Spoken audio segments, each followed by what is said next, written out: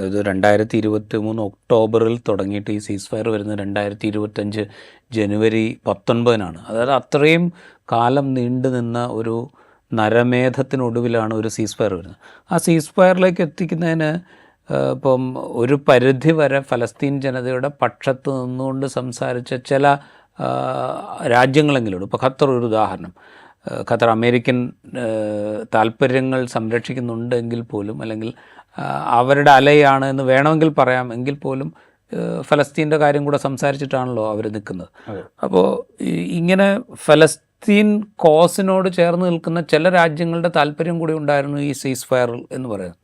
ഈ 42 ദിവസത്തിന് ശേഷം ഈ സീസ് ഫയർ ഒരു എന്താ പറയുക, ഒരു പ്രകോപനവും ഇല്ലാതെ റദ്ദാക്കിക്കൊണ്ട് ഇസ്രായേൽ ഒരു ആക്രമണം നടത്തുമ്പോൾ ഭാവിയിൽ ഈ ഫലസ്തീൻ ജനത അടുത്തൊരു സീസ് ഫയറിനെ കുറിച്ച് ഫലസ്തീൻ കോസിന് വേണ്ടി നിൽക്കുന്നു എന്ന് വിചാരിക്കുന്ന രാജ്യങ്ങൾ മുൻകൈ എടുത്താൽ പോലും ഈ ജനത വിശ്വസിക്കാൻ മടിക്കുന്നൊരു സാഹചര്യം ഉണ്ടാവില്ല. അങ്ങനത്തെ ഒരു കൊയാസൂടെ സൃഷ്ടിക്കുന്നില്ല ഈ പ്രശ്നം.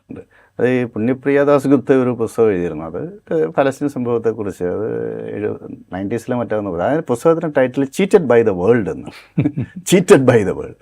അപ്പോൾ ഫലസ്തീനികളെ സംബന്ധിച്ചിടത്തോളം ലോകരാഷ്ട്രങ്ങൾ മാത്രമല്ല, അവരുടെ അടുത്ത ബന്ധുക്കളും അവരുടെ സഹോദരങ്ങളായിട്ടുള്ള അറബ് രാജ്യങ്ങളും അവരെ കൈയൊഴിഞ്ഞിട്ടുണ്ട്.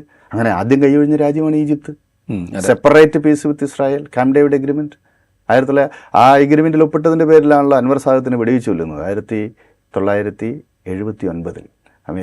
മാത്രമല്ല അറബ് ലീഗിൽ നിന്ന് അവരെ പുറത്താക്കിയിരുന്നു ഈജിപ്തിന്. പിന്നീട് 1988 മറ്റാണ് അറബ് ലീഗിലേക്ക് അവർക്ക് തിരിച്ചു വരാൻ പറ്റിയത്. അപ്പോൾ ഈ ക്യാമ്പ് ഡേവിഡ് എഗ്രിമെൻറ്റിന് ശേഷം അമേരിക്കയുടെ ഏറ്റവും പ്രധാനപ്പെട്ട സഖ്യശക്തിയാണ് ഈജിപ്ത്. അപ്പോൾ ഈജിപ്തും ഖത്തറും കൂടി മധ്യസ്ഥ വഹിച്ച ടർക്കിയുടെ പിന്തുണയുള്ള ഒരു കരാറാണ് ഇപ്പോൾ നിലവിൽ വന്നത്, ഈ 42 ദിവസത്തെ വെടിനിർത്തൽ കരാർ. അതിൽ 1-ാം ഘട്ടം കഴിഞ്ഞ് 2-ാം ഘട്ടത്തിലേക്കും അത് കഴിഞ്ഞ് 3-ാം ഘട്ടത്തിലേക്കും പോകണം എന്ന ധാരണയിലാണ് ആ 42 ദിവസത്തെ വെടിനിർത്തൽ യാഥാർത്ഥ്യമാക്കിയത്. അതിൽ അമേരിക്കയുടെ ഏറ്റവും പ്രധാനപ്പെട്ട സഖ്യശക്തിയായ ഈജിപ്ത് ആണ് അതിൽ ഏറ്റവും പ്രധാനപ്പെട്ട റോള് വഹിച്ചത്. അപ്പോൾ അവരെ പോലും അമേരിക്കയോ അല്ലെങ്കിൽ ഇസ്രായേലോ കണക്കിലെടുക്കുന്നില്ല.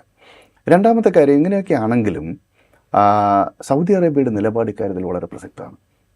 സൗദി അറേബ്യ അബ്രഹാമിക് കരാറിൻ്റെ ഭാഗമായി ഇസ്രായേലുമായിട്ടുള്ള ബന്ധങ്ങൾ നോർമലൈസ് ചെയ്യാൻ പരിശ്രമിക്കുന്ന സന്ദർഭത്തിൽ ഇസ്രായേലുമായിട്ട് സമ്പൂർണ്ണ നയതന്ത്ര ബന്ധങ്ങൾ സ്ഥാപിക്കണമെങ്കിൽ ഗസയും വെസ്റ്റ് ബാങ്കും ചേർത്ത് കിഴക്കൻ ജെറുസലേം തലസ്ഥാനമാക്കി സ്വതന്ത്ര ഫലസ്തീൻ രാഷ്ട്രം രൂപീകരിക്കണമെന്ന കാര്യത്തിൽ ഒരു വിട്ടുവീഴ്ചയുമില്ല എന്ന നിലപാട് ഇപ്പോഴും സൗദി അറേബ്യ സ്വീകരിക്കുന്നുണ്ട്.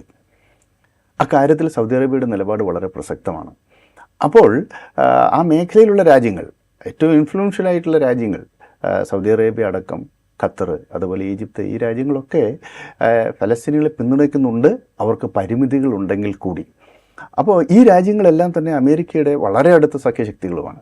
അതായത് അമേരിക്കയുടെ വെസ്റ്റ് ഏഷ്യൻ പോളിസിയിൽ കേന്ദ്രസ്ഥാനത്ത് നിൽക്കുന്ന രാജ്യങ്ങളാണ് ഇസ്രായേലും ഈജിപ്തും സൗദി അറേബ്യയൊക്കെ. ഖത്തർ ഇപ്പോൾ അത്രയുമില്ല. ഖത്തർ വ്യത്യസ്തമായ നിലപാട് പല സന്ദർഭങ്ങളിലും എടുക്കുന്നുണ്ട്.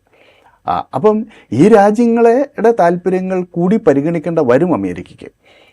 അതുകൊണ്ട് ഒരു പക്ഷേ ഈ അക്രമത്തിൻ്റെ ഭാഗമായിട്ട് ആഗോളാടിസ്ഥാനത്തിൽ അറബ് രാജ്യങ്ങളും അല്ലെങ്കിൽ ഓർഗനൈസേഷൻ ഓഫ് ഇസ്ലാമിക് കൺട്രീസൊക്കെ ചില വലിയ പ്രസ്താവനകളൊക്കെ ഇറക്കും. ലോകത്തിൻ്റെ വിവിധ രാജ്യങ്ങൾ വലിയ പ്രതിഷേധമൊക്കെ ഉണ്ടാകും. അതൊന്നും വലിയ ഫലപ്രാപ്തിയിലേക്ക് എത്തണമെന്നില്ല.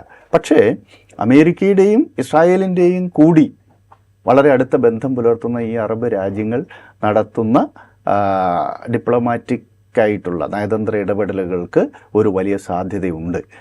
അവരിപ്പോഴും ഈ ജനതയെ കൈയൊഴിഞ്ഞിട്ടില്ല, അവർ ഗസയെ കൈയൊഴിഞ്ഞിട്ടില്ല എന്നുള്ളത് ഒരു പോസിറ്റീവായിട്ടുള്ള കാര്യമാണ്.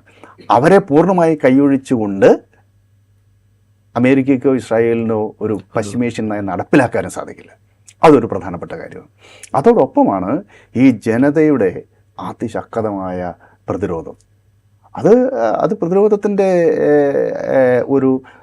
ഒരു വാളായി ഇപ്പോൾ നിൽക്കുന്നത് ഹമാസാണ്. അപ്പോൾ അതുകൊണ്ട് ഹമാസ് അവിടെയുണ്ട്, ഗസയിലെ ജനങ്ങളുണ്ട്, അവരുടെ പ്രതിരോധ പ്രസ്ഥാനമുണ്ട്, അവരുടെ അതികഠിനമായ ആത്മബോധമുണ്ട്. ഈ രാജ്യം വിട്ട്, ഈ മണ്ണ് വിട്ട് ഞങ്ങൾ എവിടേക്കും പോവില്ല എന്ന് തീരുമാനിച്ച ഒരു ജനതയെ അത്ര എളുപ്പം പരാജയപ്പെടുത്താനും കഴിയില്ല. അപ്പോൾ ഈ ഘടകങ്ങളെല്ലാം ചേരുമ്പോൾ ഒരു നീണ്ടു നിൽക്കുന്ന ഇതുപോലെയുള്ള എന്താ പറയുക, പീരിയോഡിക്കലായി ആവർത്തിക്കുന്ന കൊലപാതകങ്ങൾക്കപ്പുറത്തേക്ക് ഇസ്രായേലിന് മുന്നോട്ട് പോകാൻ പറ്റുമെന്ന് ഞാൻ കരുതുന്നില്ല.